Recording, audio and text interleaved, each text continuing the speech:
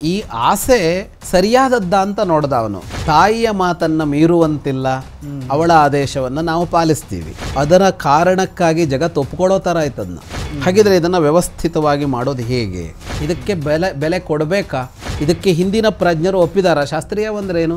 5 ಜನರ ಆಸೆ ಈಡೇರಿಸೋದೆಗೆ ಒಬ್ಬನ ಆಸೆ ಈಡೇರಿಸೋದು. ಇದರಲ್ಲಿ ಅಂದರೆ ಅವನ ಪ್ರಕಾರ ದ್ಯೂತ ಅನ್ನೋದು ಅತ್ಯಂತ ದೊಡ್ಡ ಪಾಪಕ್ರಿಯೆ. ತನಗೇ ಬರದೇ ಇರೋ ದ್ಯೂತ ಆಡೋಕೆ ಯಾಕೆ ಕಳಿಸ್ತಾನೆ ದುರ್ಯೋಧನ?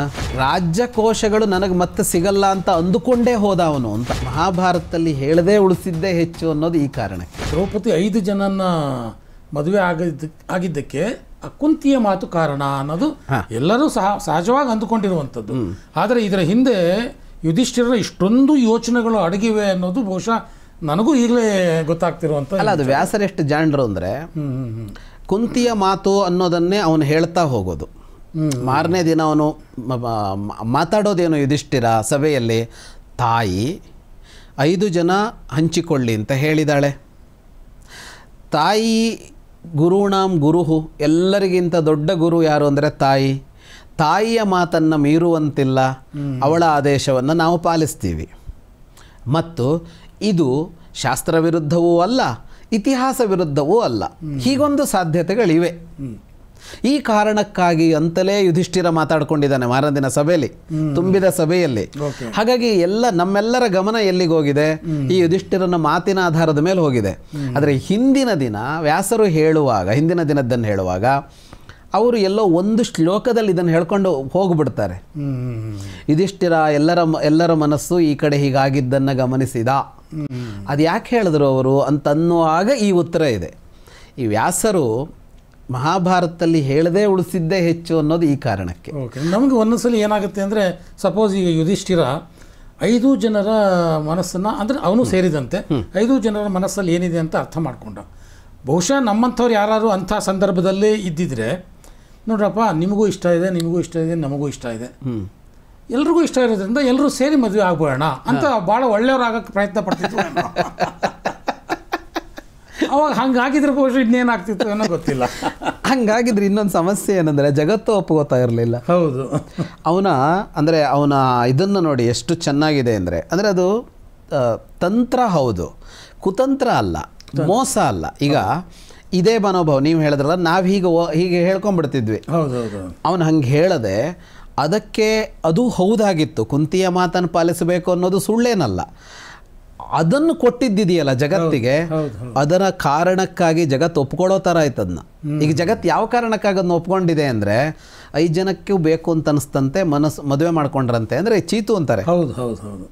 ಜನ ಯಾಕೆ ಒಪ್ಕೊಂಡಿದ್ದಾರೆ ಅಂದರೆ, ಕುಂತಿಯ ಮಾತು ಅನ್ನೋದು ಅದಕ್ಕೆ ವಜ್ರ ಕವಚ ಆಗ್ಬಿಟ್ಟಿದೆ ಆ ನಿರ್ಣಯಕ್ಕೆ. ಹಾಗಾಗಿ ಅವತ್ತಿನ ಜಗತ್ತು ಇವತ್ತಿನ ಜಗತ್ತು ಒಪ್ಕೊಳ್ಳುತ್ತೆ. ಹಾಗೆ ಒಪ್ಸಿದ್ನಲ್ಲ ಅವನು. ಒಪ್ಪಿಸುವಲ್ಲಿ ವಂಚನೆ ಮೋಸ ಇಲ್ಲ, ಅದು ಶಾಸ್ತ್ರೀಯವೇ, ಅದು ಕ್ರಮವೇ, ಅದು ಇತಿಹಾಸದಲ್ಲಿ ನಡೆದಿದ್ದೆ. ಇದು ಯುಧಿಷ್ಠಿರ ಅಂತ ಅಂದರೆ ಅರ್ಧ ದಿನ ಅವನ ಮನಸ್ಸಿನೊಳಗೆ ನಡೆದ ಸಮುದ್ರ ಮಥನ ಅವನನ್ನು ಇಲ್ಲಿಗೆ ತಂದು ನಿಲ್ಲಿಸಿದೆ ಅಂತ. ಹಾಗಿದ್ರೆ ಇದನ್ನು ವ್ಯವಸ್ಥಿತವಾಗಿ ಮಾಡೋದು ಹೇಗೆ? ತಪ್ಪೇ ಆಗಿದ್ರೆ ಅವನು ಒಪ್ತಾ ಇರಲಿಲ್ಲ ಅದನ್ನ. ಅಂದರೆ ಈಗ 5 ಜನಕ್ಕೆ ಮನಸ್ಸಿದೆ ಅನ್ನೋ ಅಷ್ಟೇ ಕಾರಣಕ್ಕಾಗಿ ಯುಧಿಷ್ಠಿರ ಒಪ್ಪಿದ್ದಲ್ಲ, ಅವನು ಆ ಪ್ರಸ್ತಾವ ಇಟ್ಟಿದ್ದಲ್ಲ. ಯಾಕೆಂದರೆ 5 ಜನಕ್ಕೆ ಮನಸ್ಸಿದೆ ಅಂತ ಏನಾದರೂ ಮಾಡಿಬಿಡ್ಬೋದ ಹಂಗಿದ್ರೆ? ಈಗ 6ನೇವನಿಗೂ ಒಬ್ಬನಿಗೆ ಮನಸ್ಸು ಬಂದ್ಬಿಡತ್ತಪ್ಪ, ಅವಾಗ ಹಂಚಿಬಿಡ್ತೀಯ ಹಂಗಿದ್ರೆ. ಅಂದ್ರೆ ಏನರ್ಥ ಅದಕ್ಕೆ? ಹಂಚೋದು ಅಂದ್ರೆ ಏನರ್ಥ? ಆ ಶಬ್ದವೇ ಚೆನ್ನಾಗಿಲ್ಲ. ಹಂಗಲ್ಲ. ಅಂದರೆ ಅವರಿಗೆ ಮನಸ್ಸಾಗಿದೆ ಅನ್ನೋದು ಒಂದು ಅಂಶ, ಆ ಮನಸ್ಸಾಗಿದೆ ಅನ್ನೋದು ಶಾಸ್ತ್ರೀಯವ ಅನ್ನೋದು 2ನೇ ಅಂಶ. ಇದಕ್ಕೆ ಬೆಲೆ ಕೊಡಬೇಕಾ? ಇದಕ್ಕೆ ಹಿಂದಿನ ಪ್ರಜ್ಞರು ಒಪ್ಪಿದಾರ? ಶಾಸ್ತ್ರೀಯವಂದ್ರೆ ಏನು? ಹಿಂದಿನ ಪ್ರಜ್ಞರು ಇದಕ್ಕೆ ಒಪ್ಪಿಗೆ ಕೊಟ್ಟಿದ್ದಾರಾ ಅನ್ನೋದನ್ನು ಇಟ್ಕೋಬೇಕು. ಅದಕ್ಕೆ ಆಸೆ ಹುಟ್ಟಿದೆ, ಈ ಆಸೆ ಲೋಕಸಮ್ಮತವ ಶಾಸ್ತ್ರಸಮ್ಮತವ ಅಂತ ನೋಡಬೇಕು ಅಂತ. ಶಾಸ್ತ್ರಸಮ್ಮತವ ಅಂದ್ರೇನು?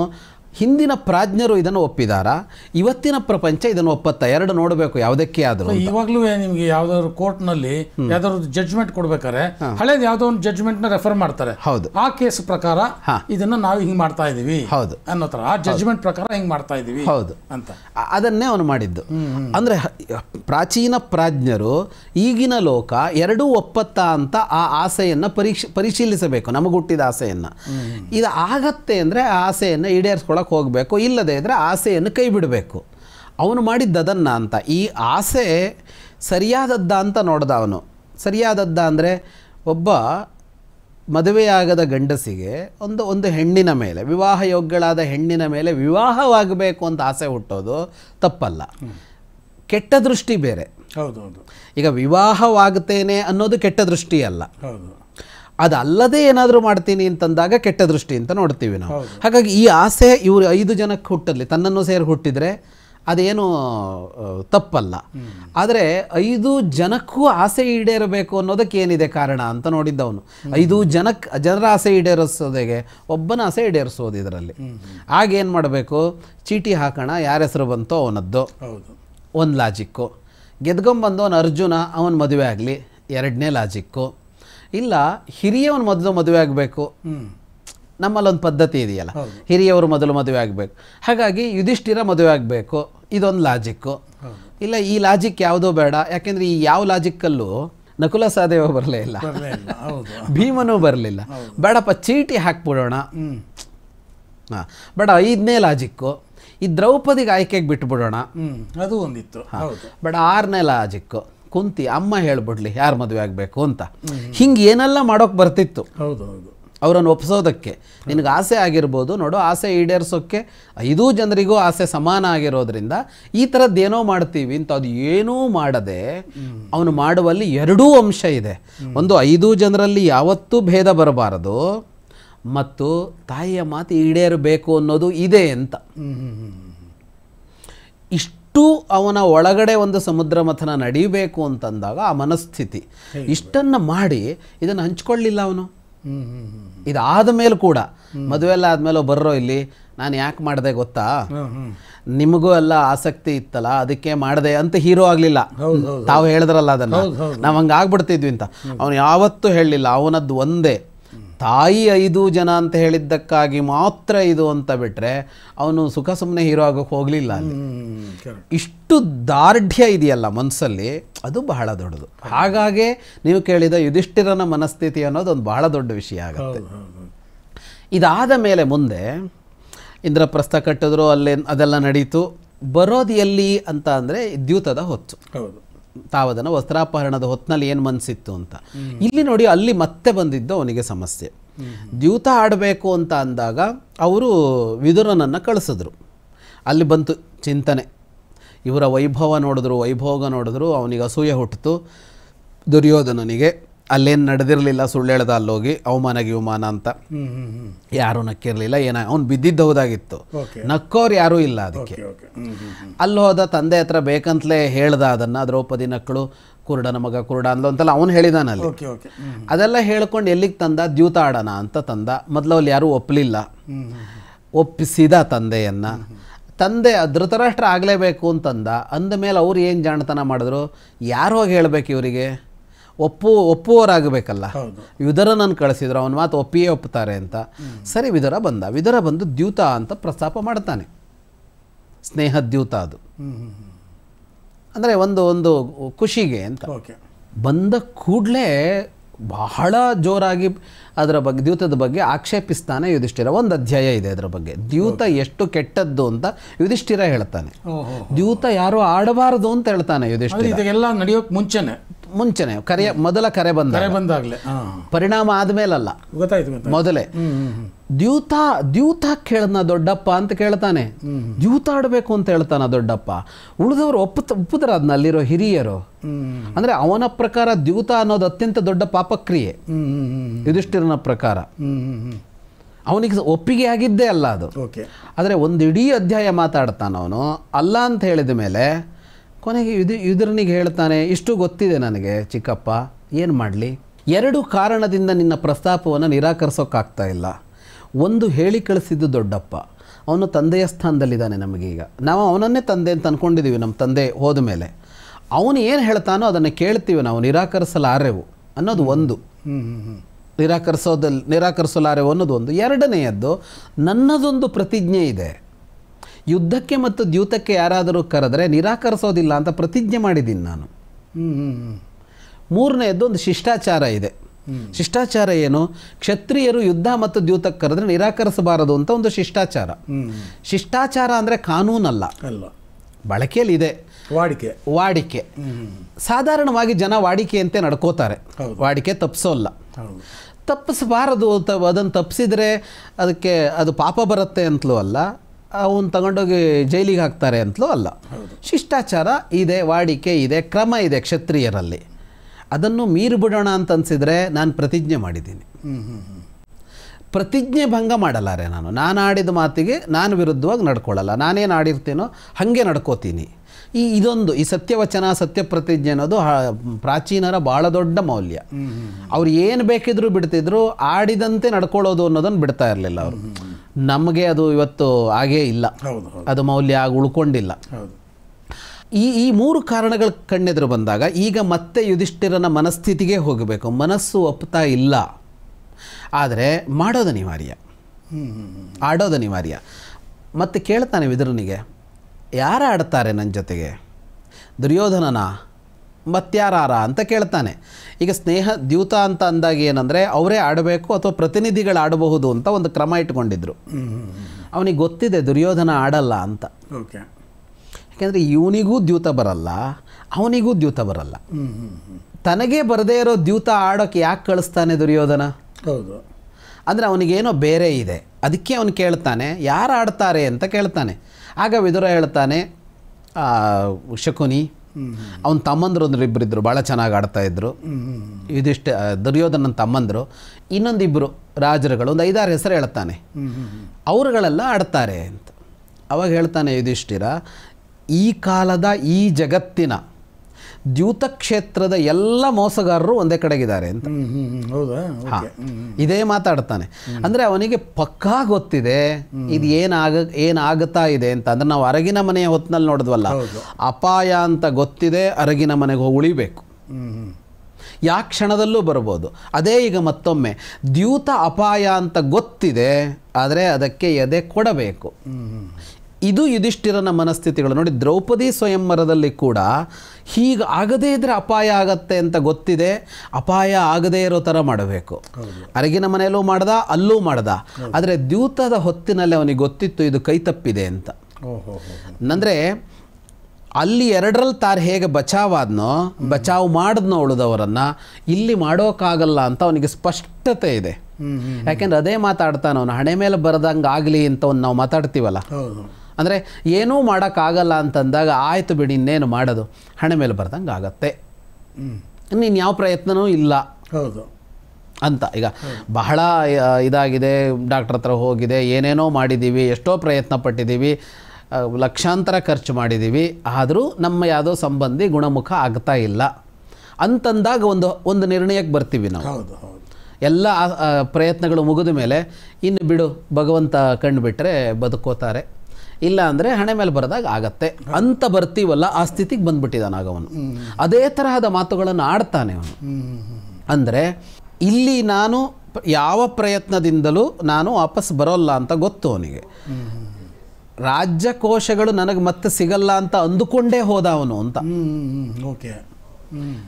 ಅಂದುಕೊಂಡೇ ಹೋದ ಅಲ್ಲಿಗೆ ಅಂತ. ಹೋದಾಗ ಅಂದರೆ ಅವನಿಗದು ಅಂದರೆ ಅನಿಶ್ಚಿತವಾದದ್ದೇನೂ ಇಲ್ಲ. ಮುಂದೇನಾಗತ್ತೆ ಅಂತ ಯುಧಿಷ್ಠಿರನಿಗೆ ಒಂದು ಕ್ಷಣವೂ ಅನುಮಾನ ಇಲ್ಲ. ಅವನಿಗೆ ಗೊತ್ತಿದೆ, ನಾನು ಇಷ್ಟು ಕಳ್ಕೊಳಕ್ಕೆ ಬಂದಿದ್ದೇನೆ, ಕಳ್ಕೊತೀನಿ. ಅಷ್ಟು ಮನಸ್ಥಿತಿಯಲ್ಲಿ ಅವನು ಕೂತಿದ್ದಾನೆ. ಹಾಗಾಗಿ ಅವನು ವಿದುರನ ಪ್ರಸ್ತಾಪ ಆಗಿ ಇವರು ಇಂದ್ರಪ್ರಸ್ಥದಿಂದ ಹಾಸ್ತಿನಾಪುರಕ್ಕೆ ಹೋಗಿ ಅಲ್ಲಿ ಮಾರನೇ ದಿನ ಇದು ದ್ಯೂತ ಬಂತಲ್ಲ, ಅಷ್ಟೂ ಹೊತ್ತಿನ ಯುಧಿಷ್ಠಿರನ ಮನಸ್ಥಿತಿ ಉಳಿದವರಿಗೆ ಇಷ್ಟು ಅಪಾಯ ಇದೆ ಅಂತ ಗೊತ್ತಿಲ್ಲ. ಅವನು ನಿರ್ಣಯ ಮಾಡಿದ್ದಾನೆ, ಜೊತೆಗೆ ಹೋಗ್ತಾ ಇದ್ದಾರೆ. ಅವ್ರಿಗೆ ಗೊತ್ತಿದೆ ಮುಗಿಸ್ತೀವಿ ಅಂತ, ಅವ್ರಿಗೆ ನಿರ್ಣಯ ಇದೆ ದುರ್ಯೋಧನಾದಿಗಳಿಗೆ. ವಿದುರ, ಭೀಷ್ಮ, ದ್ರೋಣ ಇತ್ಯಾದಿಗಳಿಗೆ ಇದು ಕೆಡತ್ತೆ ಅಂತ ಅನ್ನಿಸಿದೆ. ಆದರೆ ಇದಿಷ್ಟಕ್ಕೂ ಯಾರು ಪ್ರಧಾನ? ಕೆಟ್ಟರೂ ತಾನೇ ಕಾರಣ, ತಾನೇ ಮಾಡಬೇಕದನ್ನ. ಅಂದರೆ ತಾನು ಮತ್ತು ತನ್ನವರು ಎಲ್ಲರನ್ನೂ ಬಲಿ ಕೊಡಬೇಕು. ಬಲಿ ಆಗುತ್ತಾ ಇದ್ದೀನಿ ಮತ್ತು ಬಲಿ ಕೊಡ್ತಾ ಇದ್ದೀನಿ ಅಂತ ದ್ರೌಪದಿ ವಸ್ತ್ರಾಪರಣದ ಹೊತ್ತಿನಲ್ಲ, ಅವನಿಗೆ ಪ್ರಾಯಶಃ 3-4 ದಿನಗಳು ಆಗಿರಬಹುದು ಅದು. ಅದಷ್ಟು ಎಲ್ಲ ಆಡಿ ಎಲ್ಲ ಹಾಂ, ಈಗ ವಿದುರ ಬಂದು ಹೇಳಿದಲ್ಲಿಂದ ಶುರುವಾಗಿದೆಯಲ್ಲ ಅದು, ಅಲ್ಲಿಂದ ಹೋಗಿ ಕಳ್ಕೊಳ್ಳೋದು ಅಥವಾ ದ್ಯೂತ ಆರಂಭ ಆಗುವವರೆಗೆ 3, 4, 5 ದಿನ ಆಗಿರಬಹುದು. ಅಷ್ಟೂ ಕಾಲದ ಮನಸ್ಥಿತಿ ಇದೆಯಲ್ಲ ಯುಧಿಷ್ಠಿರನದ್ದು, ಅವನಿಗೆ ಕಣ್ಮುಂದೆ ಕಾಣ್ತಾ ಇದೆ ಏನಾಗತ್ತೆ ಅಂತ.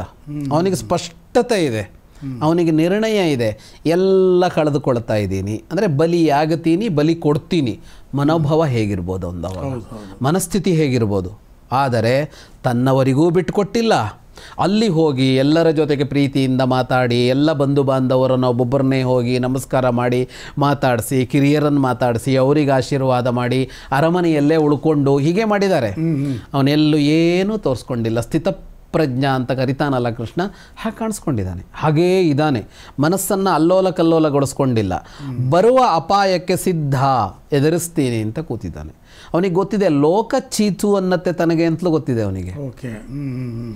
ಎಲ್ಲರ ಹತ್ರನೂ ಬಯಸ್ಕೊಳ್ಬೇಕಾಗತ್ತೆ, ಎಲ್ಲ ಕಳ್ಕೊಳ್ತೀನಿ. ಏನಾಗತ್ತೆ ಅಂತ ಗೊತ್ತಿಲ್ಲ, ಏನು ಮಾಡ್ತಾರೆ ಅಂತ ಗೊತ್ತಿಲ್ಲ, ಕಿತ್ಕೋತಾರೆ ಅಂತ ಗೊತ್ತಿದೆ. ಕಿತ್ಕೊಂಡ ಮೇಲೆ ಏನು ಮಾಡ್ತಾರೆ ರಾಜ್ಯನ ಅಂತ ಗೊತ್ತಿಲ್ಲ ಅವನಿಗೆ. ಆದರೆ ಎಲ್ಲದಕ್ಕೂ ನಿಶ್ಚಯ ಇದೆ ಅವನಿಗೆ, ದಾಸರಾಗಬೇಕಾದೀತು. ಒಂದು ಸಲ ಹಾಗಾದರೆ ಬದುಕಿಡೀ ಅದಾಗೀತು, ಅದೇ ಮುಂದುವರಿದೀತು ಅನ್ನೋ ನಿರ್ಣಯಗಳಿವೆ ಅವನಿಗೆ. ಇಷ್ಟು ಮಾಡಿ ದ್ಯೂತಕ್ಕೆ ಕುಳಿತಿದ್ದಾನೆ. ಪ್ರತಿ ಬಾರಿ ಹಾಕುವಾಗಲೂ ಅವನು ಮೋಸ ಮಾಡ್ತಾನೆ. ಅವನಿಗೆ ಮೋಸ ಚೆನ್ನಾಗಿ ಗೊತ್ತಿದೆ. ಇವನಿಗೆ ಗೊತ್ತೇ ಇಲ್ಲ ಆಟ. ಯಾಕೆಂದರೆ ಮುಂದೆ ವನವಾಸ ಮಾಡುವಾಗ ಒಬ್ಬ ಋಷಿ ಬರ್ತಾನೆ ಇದ್ದಕ್ಕಿದ್ದಂಗೆ ಅವನ ಹತ್ರ. ಒಬ್ಬ ಋಷಿ ಅವನು ಬಂದು, ಅವನು ಈ ದ್ಯೂತ ಪ್ರವೀಣ, ಅವನು ದ್ಯೂತ ವಿದ್ಯೆ ಅಕ್ಷವಿದ್ಯೆ ಅಂತ ಕರೀತಾರೆ. ಅಕ್ಷವಿದ್ಯೆಯಲ್ಲಿ ಪ್ರವೀಣನಾದ ಒಬ್ಬ ಋಷಿ. ಅವನು ಬಂದು ಇವನಿಗೆ ಅಕ್ಷವಿದ್ಯೆ ಕಲಿಸಿ ಹೋಗ್ತಾನೆ. ಅಂದರೆ ದ್ಯೂತದ ವಿದ್ಯೆ ಕಲಿಸಿ ಹೋಗ್ತಾನೆ ಅವನು. ಅಂದರೆ ಆಡಕ್ಕೆ ಬರದೆ ಕಳ್ಕೊಂಡೆ, ಮತ್ತು ಇನ್ನೊಂದು ದಿವಸ ನೀನು ಇದಕ್ಕೆ ಯಾರು ಒಡ್ಬೋದು, ಕಲ್ತ್ಕೊಂಡಿರಪ್ಪ ಅನ್ನೋ ತರಹದಲ್ಲಿ ಕಲಿಸಿ ಹೋಗ್ತಾನೆ ಅವನು. ಅಲ್ಲಿವರೆಗೂ ಇವನಿಗೆ ಗೊತ್ತಿಲ್ಲ ಅದು. ಅಂದರೆ ಗೊತ್ತಿಲ್ಲದೆ ಆಟ ಆಡ್ತಾ ಇದ್ದಾನೆ. ಎದುರಿಗಿರೋ ಒಂದು ದೊಡ್ಡ ಮೋಸಗಾರ. ಈಗಿನ ಮನಸ್ಥಿತಿ ಪ್ರತಿ ಕ್ಷಣ ಕಳೀತಾ ಇದ್ದಾನೆ, ಎಲ್ಲರ ಎದುರಿಗೆ ಕಳೆದು ಹೋಗ್ತಾ ಇದೆ. ಅದರ ಹಪಹಪಿ ಇದ್ದು ಕಳ್ಕೊಳ್ಳೋದು ಬೇರೆ. ಈಗ ಜೂಜಾಡಿ ಕಳ್ಕೊಳ್ಳೋದು ಇನ್ನೊಂದೋ ಇರುತ್ತಲ್ಲ, ಹಾಕ್ತಾರೆ ಕಳ್ಕೋತಾರೆ, ನಾವು ನೋಡ್ತೀವಲ್ಲ ಹೊರಗಡೆನಲ್ಲಿ ಬೇರೆ ಬೇರೆ ಥರದ್ದಲ್ಲಿ, ಬೇರೆ ಬೇರೆ ಥರದ ಜೂಜುಗಳು, ಕುದುರೆ ಜೂಜಿನಿಂದ ಹಿಡಿದು. ಈ ಸಲ ಗೆಲ್ತೀನಿ ಅನ್ನೋ ಮನಸ್ಥಿತಿಯಲ್ಲಿ ಆಡೋದು ಸೋಲೋದು, ಅದೇ ಮನಸ್ಥಿತಿಯಲ್ಲಿ ಆಡೋದು ಸೋಲೋದು. ಬಟ್ ಇಲ್ಲಿ ಹಂಗಲ್ಲ, ಅವನಿಗೆ ಇಲ್ವೇ ಇಲ್ಲ. ಮತ್ತು ಇವನಿಗೆ ಇನ್ನೊಂದು ಗೆಲ್ಲಬೇಕು ಅಂತಿಲ್ಲ. ಪಣ ಇವನು ಇಡ್ತಾ ಹೋಗಿದ್ದಾನೆ, ಆಚೆ ಕಡೆ ಪಣವೇ ಇಲ್ಲ. ಹೌದು, ಇವನು ಗೆದ್ದರೆ ನೋಡಿ ಎಷ್ಟು ಹೆಂಗಿದೆ ಅದು. ಇವನು ಗೆದ್ದರೆ ಇವನಿಗೇನು ವಿಶೇಷ ಲಾಭ ಇಲ್ಲ, ಇವನದ್ದು ಮಾತ್ರ ಇವನಿಗೆ ಉಳಿಯುತ್ತೆ. ಅವನು ಗೆದ್ದರೆ ಇವನದಷ್ಟು ಅವನಿಗೆ ಹೋಗುತ್ತೆ. ಅವರಿಗೆ ಒಂದು ಪೈಸಾ ನಷ್ಟ ಇಲ್ಲ ಆಟದಲ್ಲಿ. ನಷ್ಟ ಆದರೂ ಇವನಿಗೆ ಲಾಭ ಅಂತ ಇವನಿಗೇನೂ ಆಗಲ್ಲ. ಇವನು ಉಳಿಸ್ಕೋತಾನೆ. ಜೂಜೆ ಹೀಗೆ ನೋಡಿ. ಆ ಜೂಜ್ ಯಾರು ನಡೆಸ್ತಾರೋ ಅವನು ಏನೂ ನಷ್ಟ ಮಾಡ್ಕೊಳ್ಳಲ್ಲ. ಇವನು ಹಾಕಿದ್ರೆ ನಿಂದು, ಆದರೆ ಅಲ್ಲೊಂದಿದೆ, ಅವನಿಗೆ ಎಕ್ಸ್ಟ್ರಾ ಬರುತ್ತೆ. ಅವನು ನಷ್ಟ ಮಾಡ್ಕೊಳ್ಳಲ್ಲ. ಇವನಿಗೆ ದುಡ್ಡು ಬಂದ ಮಾತ್ರಕ್ಕೆ ಜೂಜಾಡಿಸ್ತಾ ಇರೋನು ನಷ್ಟ ಮಾಡ್ಕೊಳ್ಳಲ್ಲ, ಆದರೆ ಇವನಿಗೆ ಆ್ಯಡ್ ಆಗ್ತಾ ಹೋಗುತ್ತೆ. ಈ ದ್ಯೂತ ಹೇಗೆ ಅಂದರೆ ಇವನಿಗೇನೂ ಸಿಗಲ್ಲ ಆ ಕಡೆದು. ಹಾಸ್ತಿನಪುರವನ್ನು ಅವರು ದ್ಯೂತಕ್ಕೆ ಪಣವಾಗೇ ಇಟ್ಟಿಲ್ಲ, ಪಣ ಇವನು ಇಡ್ತಾ ಹೋಗಬೇಕು. ಯಾಕೆಂದರೆ ಅವರು ದ್ಯೂತ ನಡೆಸುವವರು, ದ್ಯೂತಕ್ಕೆ ಕರೆದಿದ್ದು ಇವನನ್ನು, ಇವನು ಪಣ ಇಡಬೇಕು. ಆ ದ್ಯೂತದ ಕ್ರಮವೇ ಹಾಗೆ. ಪ್ರತಿ ಸಲ ಇಡುವಾಗಲೂ ಕಳ್ಕೋತಾ ಇದ್ದಾನೆ. ಅವನಿಗೆ ಗೊತ್ತಿದೆ ಮುಂದಿನ ಸಲ ಇಡುವಾಗಲೂ ಇದನ್ನು ಕಳ್ಕೋತಾ ಇದ್ದೀನಿ.